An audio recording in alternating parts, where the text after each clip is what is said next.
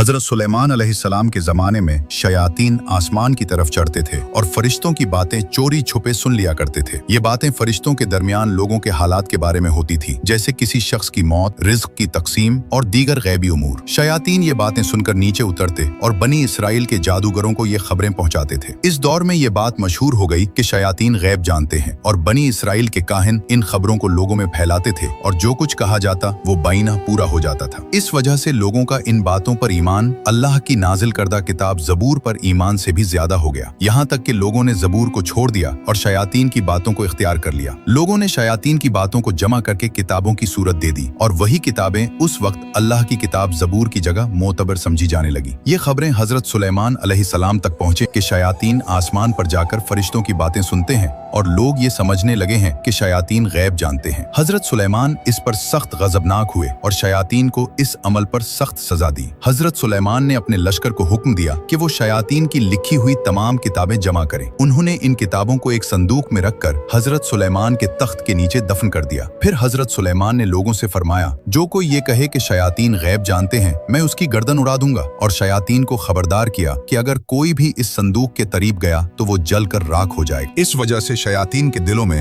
हजरत सुलेमान के खिलाफ शदीद बुग़्ज़, हसद और गुस्सा पैदा हो गया, क्योंकि अल्लाह ने हजरत सुलेमान को एक अजीम राज और ताकत अता फरमाई थी, जिससे वो जिन्नात और शयातीन को मुसख्खर करते, उन पर हुकूमत करते और उन्हें सजा देते थे। शयातीन हजरत सुलेमान की इताअत तो करते थे, मगर उनकी नबूवत पर ईमान नहीं रखते थे। वो सिर्फ इस खौफ से इताअत करते थे कि हजरत सुलेमान उन्हें कैद या अजाब दे सकते हैं। वक्त गुजरता गया, लोग और काहिन शयातीन की बातें भूलते चले गए, यहाँ तक कि हजरत सुलेमान का विसाल हो गया। उनके इंतकाल के कई साल बाद और नस्लों के बदलने के साथ वो उलमा भी कम होते गए जो जानते थे कि किताबें तख्त के नीचे दफन हैं। एक दिन बनी इसराइल के एक गिरोह के पास एक अजनबी शख्स आया जो दर हकीकत इंसान की शक्ल में एक शैतान था। उसने कहा, मेरे पास तुम्हारे लिए एक अजीम खजाना है, अगर तुम उसे हासिल कर लो तो दुनिया के सबसे ताकतवर लोग बन जाओगे। बनी इसराइल ने जवाब दिया, ये कैसा खजाना है जिसकी बात कर रहा है? शैतान मुस्कुराया और बोला, सुलेमान कोई नबी नहीं था बल्कि एक जादूगर था। वो जादू के जरिए तुम्हें धोखा देता था और उसे मोजज़ा बनाकर पेश करता था। लोग उसकी बातें गौर से सुनने लगे और पूछा, वो खजाना कहाँ है, हमें बताओ। शैतान ने कहा, हजरत सुलेमान के तख्त के नीचे खोदो, वहाँ एक संदूक मिलेगा। मुसलमान बनी इसराइल ये सुनकर गुस्से में आ गए और बोले, खामोश रहो, सुलेमान जादूगर नहीं थे, वो अल्लाह के नबी थे। काफिरों और मुसलमानों के दरमियान सख्त झगड़े हुए, मगर आखिरकार बनी इसराइल की एक बड़ी तादाद ने उस शैतान की बात मान ली। वो सब हजरत सुलेमान के तख्त के पास पहुंचे। शैतान खुद पीछे खड़ा रहा, क्योंकि वो जानता था कि अगर वो करीब गया तो जल जाएगा। उसने कहा, तुम खोदो, मैं यहीं खड़ा रहूंगा। जब उन्होंने खोदा तो वाकई एक संदूक मिला। संदूक खोला गया तो उसमें बहुत सी किताबें थी।